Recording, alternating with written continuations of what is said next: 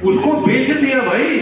और मैं बोलूंगा तो शायद आप सोचेंगे कि उसमें दलाली में लोग गेस्ट हाउस ले लिया, उसमें रह रहे हैं।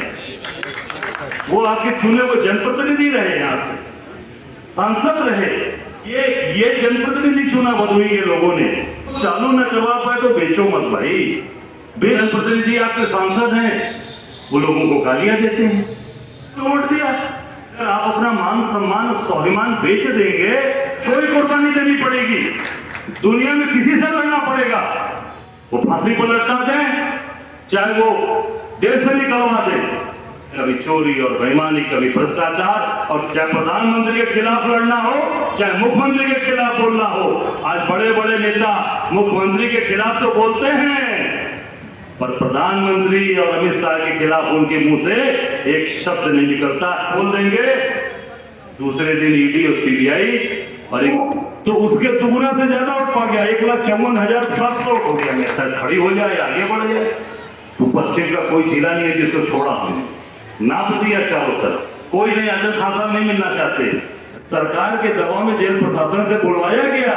स्मृति ईरानी ने उसकी शिकायत की, उत्तर प्रदेश सरकार ने पूरे अस्पताल का ही उन्होंने रीट किया और हाईकोर्ट ने उसको बहाल किया।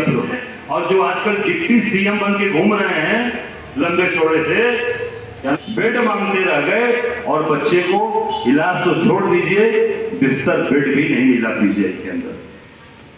और उनका बच्चा 40 साल का बच्चा तड़प कर मर गया, ऐसा धरने बैठने के बाद। कभी 27-21 लोग मर गए, तो वहां से मोदी और उनके विधायक और सांसद आए वहां के लोगों की मदद करने, काम कराने लगे। तो यहाँ भाजपा के लोगों की हवा खराब हो गई। तो डीएम का बैठे थे, तो जरूरत पड़ी, जब लोगों ने मदद करने की आवश्यकता पड़ी, तो फिर कोई दिखाई नहीं। फिर तो पंडित श्यामलाल मिश्रा की तरह मैं भदोही के लिए काम करूंगा और सजा दूंगा, पर सजाया किसी ने, उजाड़ दिया।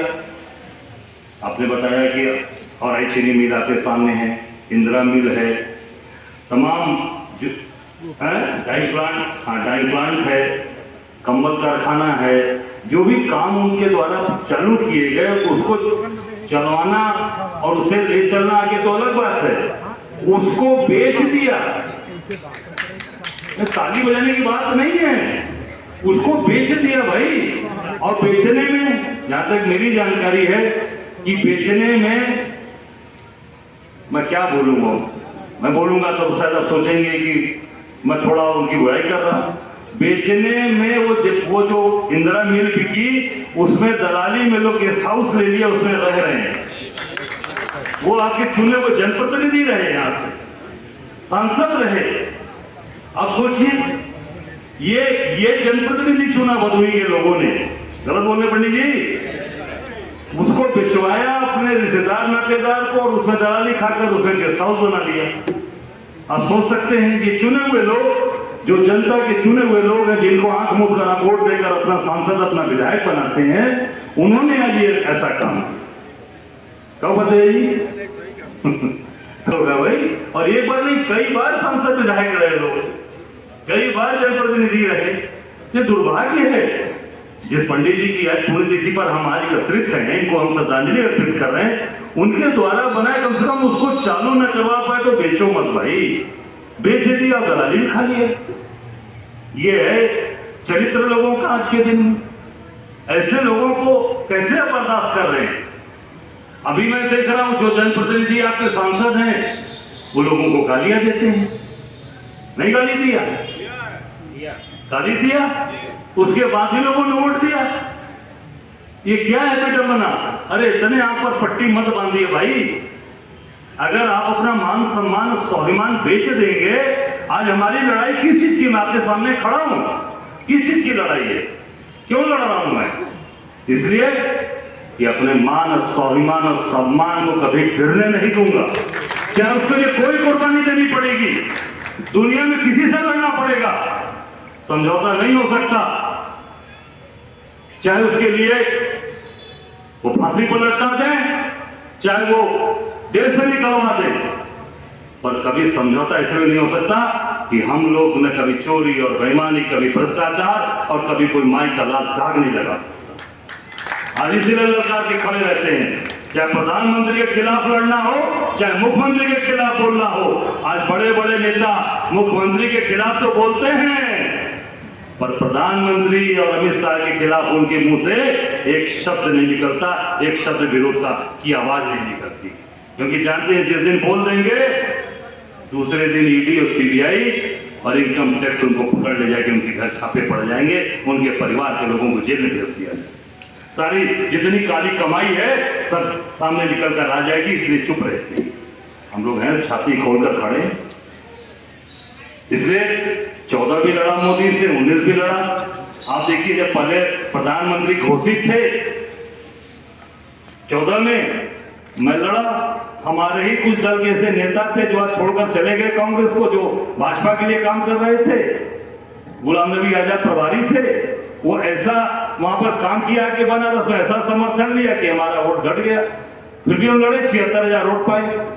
और ठीक जब प्रधानमंत्री बनकर मोदी आए हैं, मैं लड़ा हूं तो उसके दुगुना से ज्यादा वोट पा गया, 1,54,700 वोट हो गया मेरा।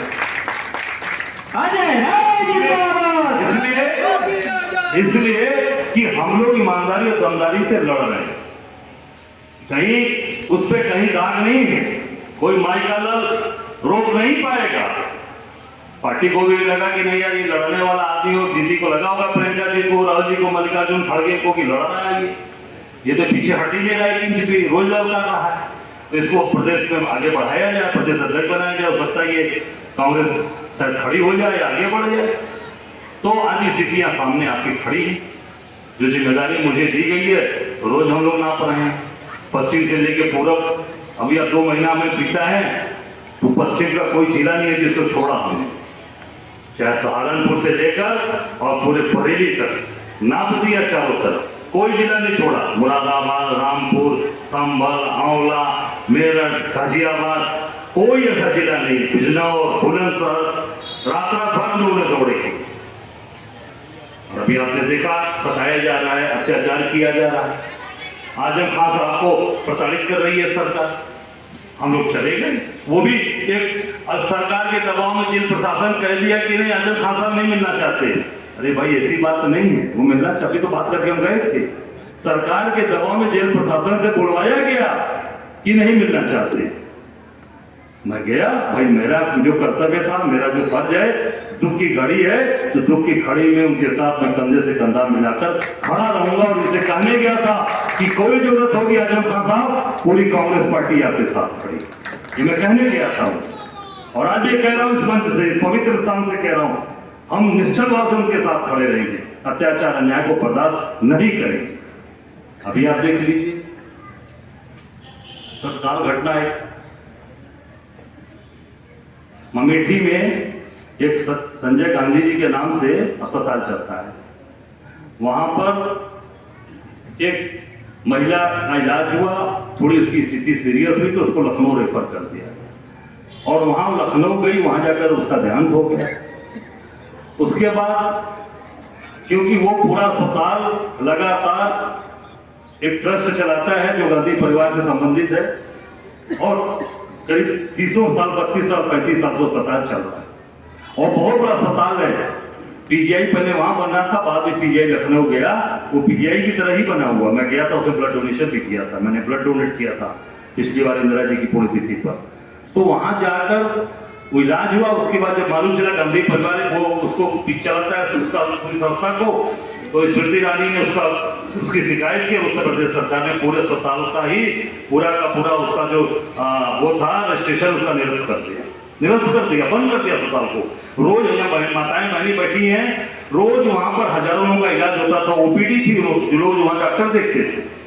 फिर वहां कांग्रेस संघर्ष की लड़ी और लड़कर हाईकोर्ट में उन्होंने रिट किया और हाईकोर्ट ने उसको बहाल किया, फिर अस्पताल चालू हो गया।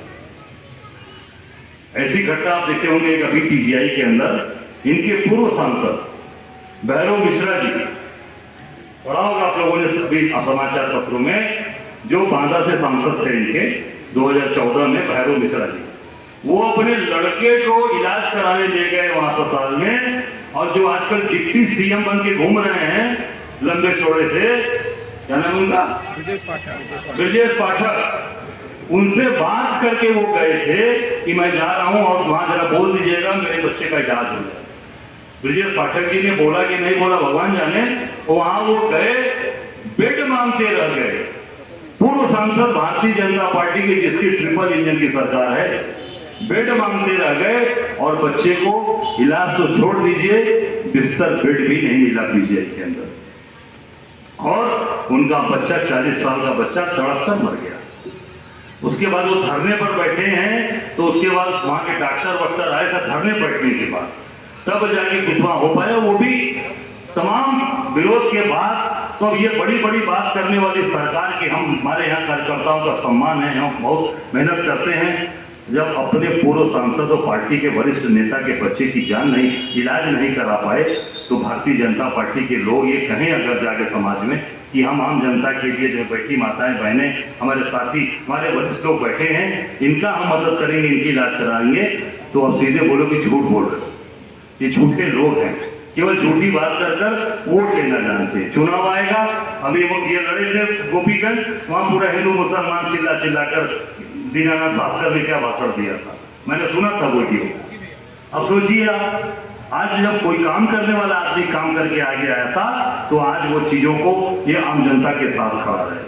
मैं इतना ही कहना चाहूंगा कि आज भारतीय जनता पार्टी के सांसद और विधायक की कोई आवाज है, अपने बेटे की जान नहीं बचा पाए पंडित जी, तो आम जनता का इलाज क्या करा पाएंगे आप बताइए। इसलिए नहीं क्षमता है, इसलिए इनकी बात को कोई नहीं सुन रहा है, क्योंकि आप अपनी मेहनत, अपने परिश्रम, अपनी दमदारी से चुनाव जीत के नहीं आते।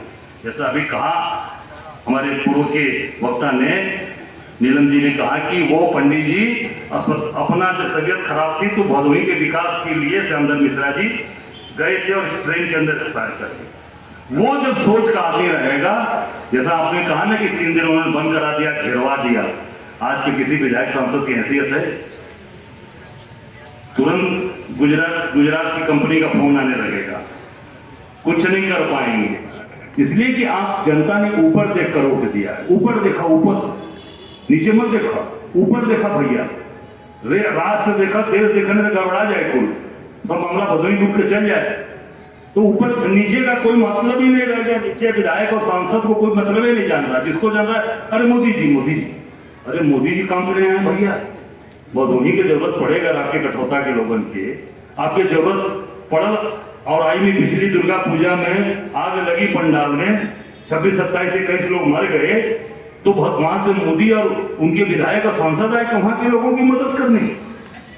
हम लोग पता चला पूरी कांग्रेस पार्टी लगकर पूरे, जब तक कोई महीनों जब तक थे वहां, कोई दिन बाकी नहीं था जब तक हम लोग उनको भोजन, पानी, दवा, इलाज जो है हम लोग लगकर नहीं कराए।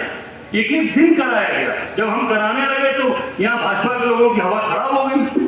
तब ये डीएम को परेशान करने लगे, डीएम से कहने लगे, हमसे मुझे बता रहे थे डीएम का बैठे थे, तो डीएम कह रहा था कि भाई यहाँ तो भाजपा वाले परेशान हो गए, कह रहे तो जा रहे हैं वहां पे सब व्यवस्था करा दी, हम लोग को तो वहां जनता गाली दे रही है। अरे भैया, तो रोका कौन है आपको? चाहिए काम करिए। तो एसडीएम वहां कहा था हमारे कार्यकर्ताओं से, कह भाई समझा अपना है कि आप लोग हट जाइए, हम लोग काम करने थे, भैया रोका कौन है, काम करो। तो ये जब दबाव बना तो ये तय हुआ कि एक टाइम था ना, उत्तर प्रदेश की सरकार ये प्रशासन खिलाएगा, एक तरफ कांग्रेस के कार्यकर्ता खिलाएंगे। हमने कहा हटना नहीं है, बिल्कुल खिलाना है इनको। तो वो चला, जब तक वहां से गए एक आदमी डिस्चार्ज होकर नहीं आया, तब तक वहां पर कांग्रेस के लोग सेवा करते रह गए, हटे नहीं। तो ये सेवा की भावना है हमारी। हम वोट लेने के लिए नहीं, हमसे कई लोगों ने कहा भैया बहुत अच्छा भदोही में लड़ेगा। अरे हमके भैया महाराज, आप लोग लड़ा, सब लोग हुआ, हम बनारस सही ना, हमसे काम करेगा। हम लोग काम करने वाले लोग हैं, यही नहीं काम किया जहां पर भी। आप देखिए पिंडरा विधानसभा में 5 बार विधायक था, उठा के पता लगा लीजिए मेरे बारे में, तमाम रिश्तेदारी नातेदारी आपकी हो, पीछे नहीं कभी हटते हम लोग, आज भी नहीं हटते। अभी हमारे विनोद पांडे प्रधान वहां गजेंद्र का है, मंगाली के बगल में, अब वो रात को आया, कहा भैया बड़ी दिक्कत, वैसे इसमें फैला है ना डेंगू और मलेरिया, बड़ी दिक्कत हो गई है। तो अब ऐसा वो पॉजिटिव कहा कि हमको भैया एसडीपी चाहिए, सिंगल डोनर प्लेटलेट्स, और वो बिना किसी के दिए होगा नहीं। हमें कहा 9 बजे रात को किसको हम बोले यार, क्या भैया ना दिए ना, हाँ जान ना बचे। हम कहे हम खुद भी दिए थे, बेटे भी दिया था, तो बिटिया सुन रही थी, हमारी बड़ी वाली बेटी श्रद्धा नाम है उसका, वो सुन रही थी। तो उसने कहा कि नहीं बाबा हम जाकर देंगे, और वो जाकर फिर आपको दिए। अभी की बात है, अभी 20 दिन हुआ होगा, महीना भर को 25 दिन दी जाती। तो ये जब हम जो संस्कार अपने और अपने परिवार को देते हैं बच्चों, हमने तो नहीं कहा कि तुम जाके, तो कहने हम आते थे, कोई दिक्कत नहीं हमको। वो पूरा 45 मिनट लगता है, 40 मिनट पूरा SDP निकाल के चलाते हैं, सफेद वाला ना, सफेद खून भी चला देते, जाके दिया। तो ये सेवा की भावना जब लेकर आप आदमी काम करने के लिए आएगा, तब समाज के अंदर विश्वास आपका जगेगा, तब लोग आपके अंदर परिवर्तन का भाव देखेंगे। तो मैं आप सबसे यही कहना चाहूंगा कि भदोही श्यामधर मिश्रा जी के रास्ते पे चलेगा या गाली देने वालों के रास्ते पे चलेगा, ये तय करना पड़ेगा आप लोगों को। कि जो लोग गाली दे रहे हैं आपको, उनको फिर अब जनप्रतिनिधि चुनकर भेज रहे हैं, या पंडित श्यामधर मिश्रा जैसे लोग जिन्होंने अपना पूरा जीवन समर्पित कर दिया जनता की सेवा करने के लिए, भदोही के उत्थान के लिए, भदोही में चीनी मिल लगाने के लिए, इंदिरा मिल लगाने के लिए और डाई प्लांट लगाने के लिए। तो आज लोग उसको बेच रहे हैं, दलाली में आज जो है वहां मकान खरीद रहे हैं, उसमें गेस्ट हाउस में जाके रह रहे हैं। ऐसे लोग चाहिए आपको?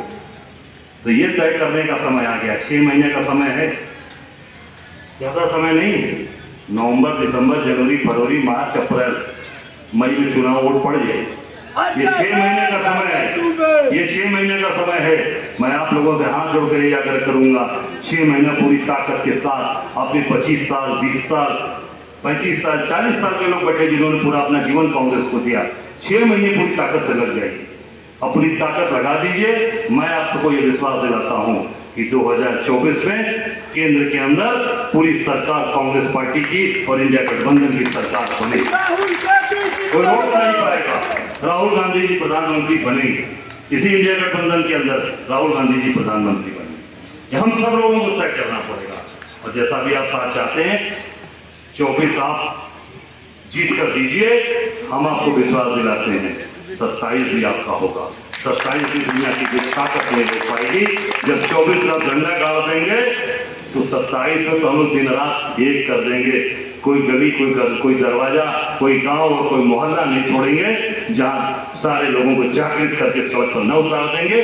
मैं आप सब लोगों से ये कहने आया हूं कि भैया श्यामधर मिश्रा वाला भदोही बनाइए, गाली देने वालों को भदोही को जिम्मेदारी सौंपिए। जो भी दल के लोग, मैं किसी व्यक्ति की बात नहीं करता, वो दल में, जिस दल में भारतीय जनता पार्टी का कोई भी जनप्रतिनिधि आता है उसका बहिष्कार होना चाहिए, क्योंकि गाली देने वाले लोग, अपमानित करने वाले लोगों को अब उनका टिकट काट के फिर किसी दूसरे को दे देंगे, फिर किसी दूसरे को दे देंगे। ऐसा नहीं होना चाहिए, क्योंकि जब पार्टी मैं अगर आज गलत बोलूंगा तो अजयरा नहीं, पूरी कांग्रेस पार्टी के ऊपर आरोप लगेगा, पूरी कांग्रेस पार्टी कलंकित होगी कि आज वो कांग्रेस पार्टी के प्रदेश अध्यक्ष ने ये बात होगी।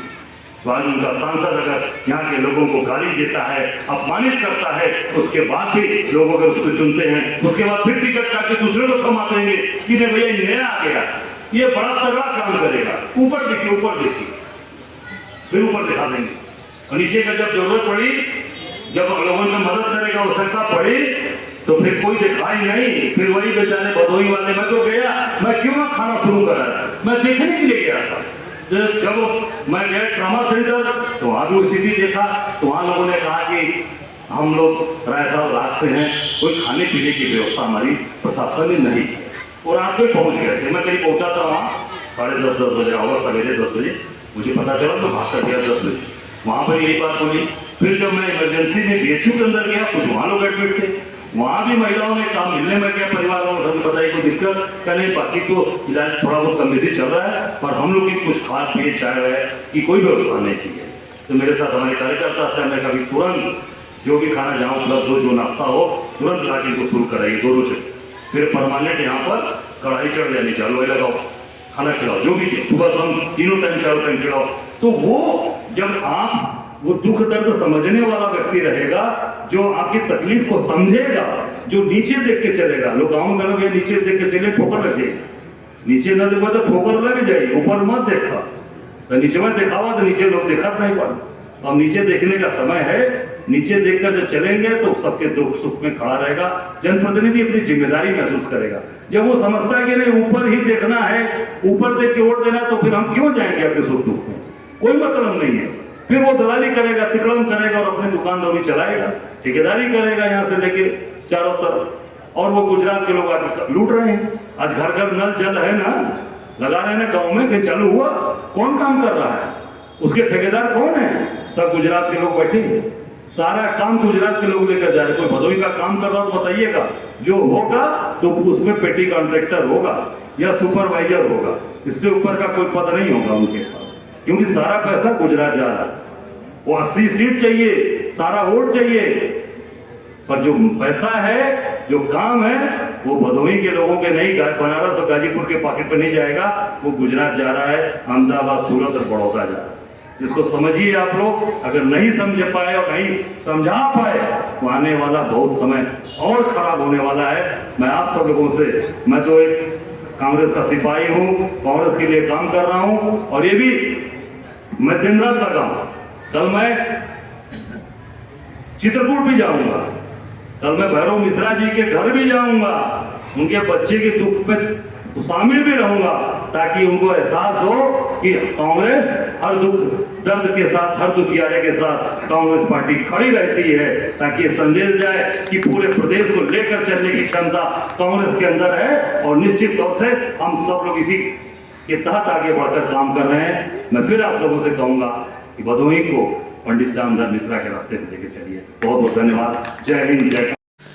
आकाश भूमि न्यूज, राष्ट्रीय समाचार पत्र व वेब न्यूज चैनल, निडर पत्रकारिता की एक अनोखी झलक। लाल बटन दबाकर चैनल को सब्सक्राइब करें तथा घंटी का बटन अवश्य दबाएं, ताकि सभी वीडियो की जानकारी आपको मिलती रहे। अपने आसपास होने वाली घटनाओं की जानकारी के लिए आप हमें नीचे लिखे नंबरों पर संपर्क कर सकते हैं। आप अपने आसपास होने वाली घटनाओं का वीडियो हमें व्हाट्सएप भी कर सकते हैं।